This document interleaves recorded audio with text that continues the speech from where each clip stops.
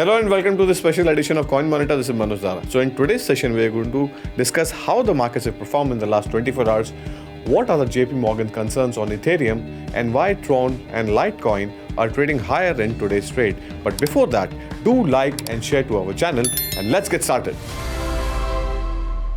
मैं आपको आज एक चार्ट दिखाने वाला हूँ और उसके बाद में जो बिटकॉइन का जो मूवमेंट है उसको मैं स्लोली आपको मैं एक्सप्लेन करूँगा कि लास्ट 24 आवर्स में क्या हुआ. तो this is the chart which I am referring to. यहाँ पर क्या हुआ था कि ट्रम्प साहब ने अनाउंस किया कि inbound taxes on the automobile लगने वाले हैं. टैरिफ को लेकर एक बहुत बड़ा कंसर्न है बिकॉज इट इज़ इन्फ्लेशनरी. जो भी ऑटोमोबाइल यूएस में आएगा या फिर जो भी कंसर्न्स है around the incoming auto components या फिर ऑटो कार मेकर्स को लेकर जो है आउटसाइड द यूएस जो गाड़ियाँ भेज रहे हैं अंदर, उसमें एक इन्फ्लेशनरी माहौल एक पैदा होता है और इन्फ्लेशन स्पाइक होने का चांसेस होता है. और यहाँ पर यूएस में इंटरेस्ट रेट ट्रेजेक्टरी को लेकर एक पहले से ही बहुत बड़ा कंसर्न है और with the imposition of tariff it's a bit inflationary. Interest rates थोड़ा सा कट जो है वो डिले हो सकता है, इसीलिए मार्केट फेल हुआ.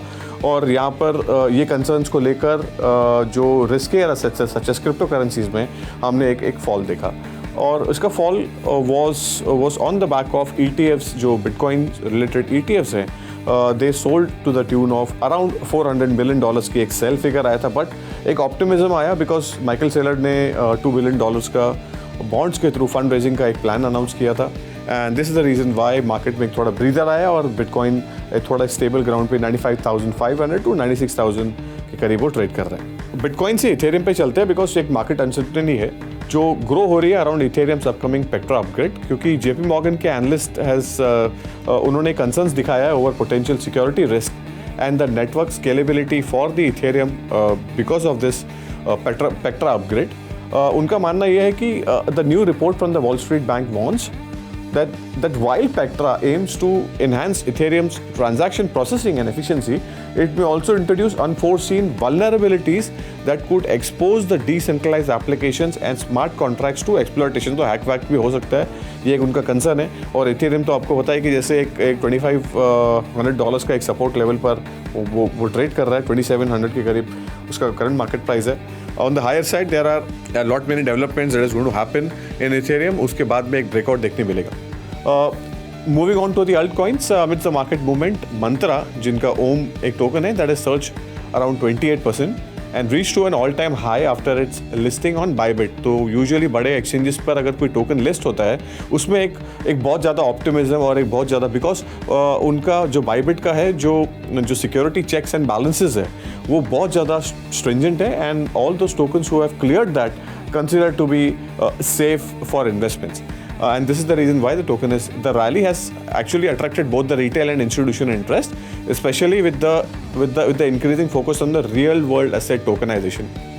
And if we talk about the trading volume, that has spiked by around 300%, reaching to $750 million, signaling a strong week ahead for the token. And talking about the Bybit, has introduced a reward pool of 1,20,000 ohm tokens worth around 1 million. While also announcing a 50 million ohm airdrop valued at $375 million, which has actually fueled the investor excitement and optimism in this counter. Keep an eye on it. Meanwhile, Tether has minted over $1 billion USDT on the Tron network, causing a 2% spike in the Tron's price, which is trading close to around $0.24.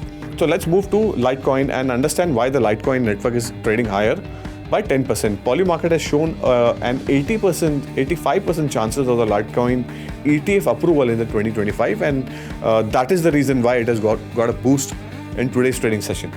So technical check में दो parameters हैं जो हम आपको बता रहे थे कि $95,000 और $97,200 on the higher side. But यहाँ पर क्या हुआ था, जो ये डिप आया था that has tested the $93,000 levels.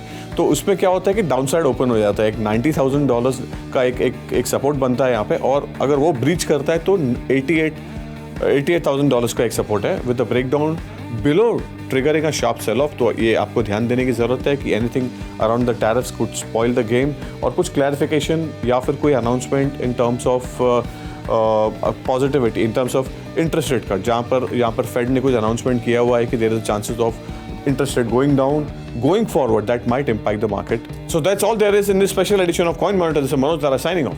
But keep watching 3.0 TV for more such interesting updates and analysis from the crypto world. Thank you.